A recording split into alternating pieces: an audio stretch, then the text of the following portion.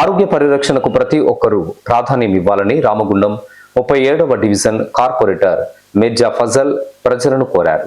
గోదావరికని గాంధీనగర్లో నూతనంగా ఏర్పాటు చేసిన కార్తికేయ న్యూట్రిషన్ సెంటర్ను ఎగ్జిక్యూటివ్ ప్రెసిడెంట్ టీం దుబాసి సౌజన్య రవీందర్తో కలిసి ఫజల్ సోమవారం ఉదయం ప్రారంభించారు.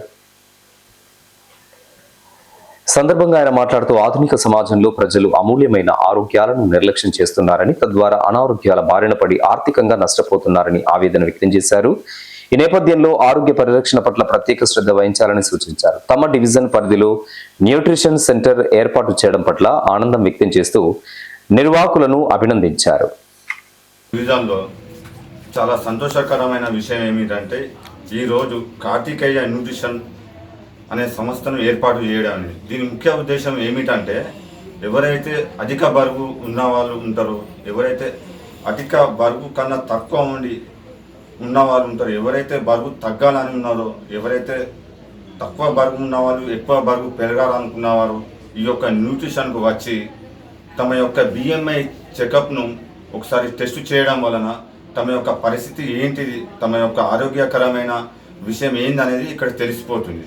దానిని బట్టి మన కార్తికేయ న్యూట్రిషన్ వాళ్ళు మీకు ఏ విధమైన బ్రేక్ఫాస్ట్ ఇవ్వడం వలన మీకు జీవన శైలి క్రమంలో ఏమైనా క్రమం తప్పకుండా ఏమైనా ఉంటే దాన్ని ఏ విధంగా మనం జీవన శైలి కొనసాగించాలి అని దానిని వాళ్ళు సవరిస్తూ మీ యొక్క జీవనాన్ని మంచిగా ఉండే విధంగా దాన్ని వాళ్ళు సూచిస్తారు.